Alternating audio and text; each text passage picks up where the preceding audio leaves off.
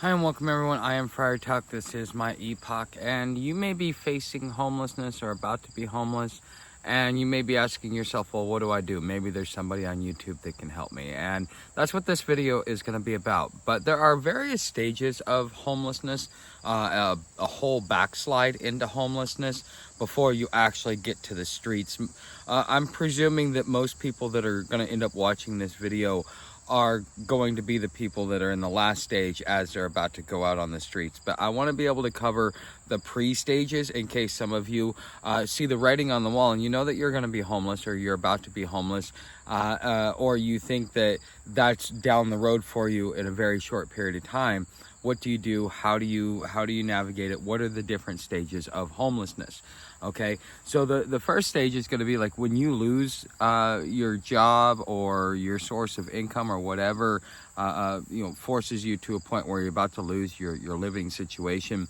What a lot of people do is they will sell everything that they can. They will use all of their savings. They will call and borrow money and things like that. And then from there, they'll end up moving in with friends and family, couch surfing, things like that. And a lot of that is because they keep trying between the psychological effects from the loss and then the stress of trying to get back up there and reestablish yourself. That kind of tends to take a toll on someone. So then, as they're sleeping on their friend's couch and stuff like that, they end up wearing out their welcome. And by the time they burned every bridge, spent every dollar, sold every asset, then you end up being homeless. And so what is it that you probably should be looking at doing? Well, first of all, you got to look at the situation that's going on around you. What's going on economically in your area of the country or of the world? What's going on in your backyard? How is the economy? What does the job market look like? What are the opportunities? If there are no opportunities, then you may want to be looking to other regions, other parts of the world, other parts of the country that will have the demand for the skill set in which you have. Now, you may be the best, you may be middle, you may be bottom of your class. It just depends, okay? But if they have a demand for something and you're willing to migrate, this is going to be the time where you're going to be thinking about migrating, whether it's just you as a single individual or whether you have a family with you.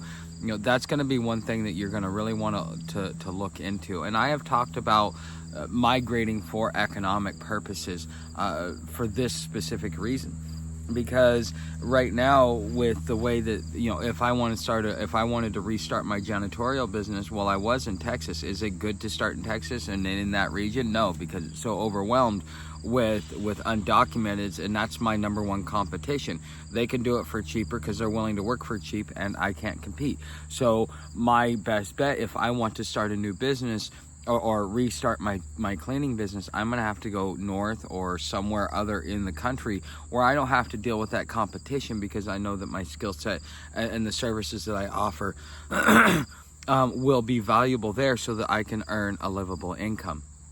Okay, and you may be, you may have to move around and do something like that, whether you're a business owner or whether you're looking for employment. The next thing is what you want to really be looking for, and this is going to be the hardest thing for you to do, and I've even tried doing this. There's really not a lot of information you can gather before you actually show up to a place. You generally have to show up and then just figure your way out once you get there. One of the first things you're going to want to do when you get to a new city, especially if you're looking at migrating for economic purposes, is you're going to want to go into the shelter system. Not to be able to stay, but that's kind of going to be your quarterback. They have all of the listing of all of the services, whether it's where to eat, where to sleep, what shelters are open, what programs are open, what services are available to you. Those are going to be the guys that will be able to point you in the initial right direction. Okay. Another thing is you're going to want to look for like the city or county services, because you can do this through 211. There are specific services in some of these cities where they have their own little office space to take care of the homeless, whether it be a not-for-profit or whether it be a government agency. I think in Kentucky they have both. One is government and the other one is a not-for-profit. And so they have their services where they can connect you with the things that you need to be able to get yourself back on your feet, which is to get gainfully employed, to be able to have some sort of stable income, so therefore you can restabilize your housing. Okay, this is if this is it in a nutshell. If you are planning on getting off very quick. Now, I've been chronically homeless off and on for about 25 years. When I would go from one city to the next, this is exactly what I would do. And back then the job market was much better, so it would probably take me about 2, maybe 3 weeks to find a job tops. And then about 6 weeks later, which is 2 paychecks, I am able to go and make a deal with a landlord and get myself into a place. The thing is once you realize that you're going to have that stability of income, now that gives you a lot more flexibility. There are going to be landlords that are facing issues because they can't keep tenancy up, and so therefore they're willing to be flexible with you if you explain to them your situation. Hey, I relocated here for job opportunities. Now I got a job. This is my second paycheck. As you can see, I've got some stability here.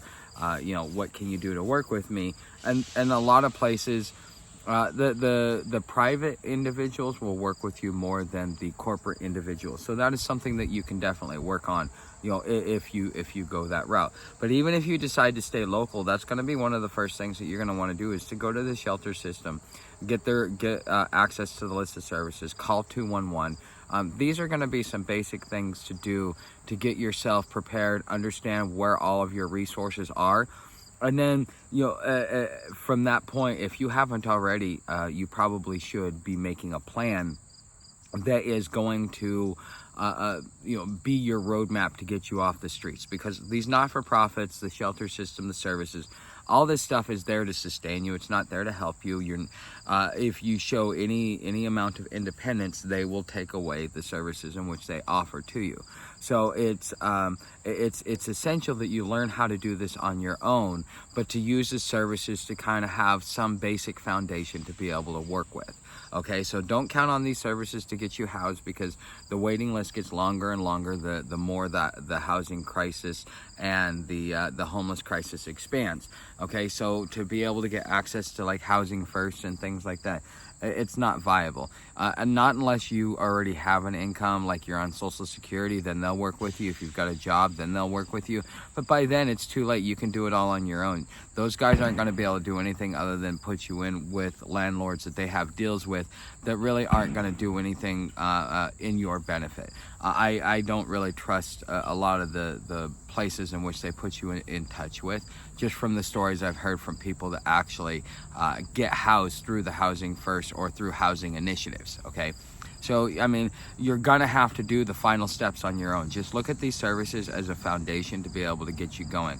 From there, build your income, build your revenue, whether you decide you want to turn over a new leaf and become self-employed, or whether you just want to take your skill set, so on and so forth.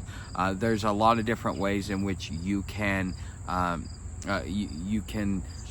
figure this out. It's not going to be as complicated as you may think it may be. It's not going to be as scary as you think it may be, because the thing is homeless are you may look at us as something else or scary or something to be worried about. We're human just like you. We have problems just like you. We're broken just like you. We have the same issues. But the thing is we don't get an ounce of privacy, so we're a little bit more aggro or agitated when people deal with us, just because of all the crap that we have to deal with. And the longer that you're out here, if you do end up experiencing homelessness, this is something that you will come to understand. But at first, to a housed person, you're used to having the safety and security of your four walls.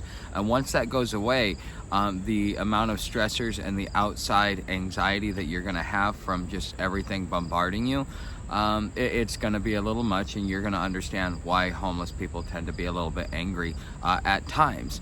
And so therefore it will seem less and less scary. So homeless are human just like you. We have our same problems. We have our same likes. I'm sure you'll make friends and you'll join in part of the community in which you fit into. Just make sure that you're cautious in the things in which you do.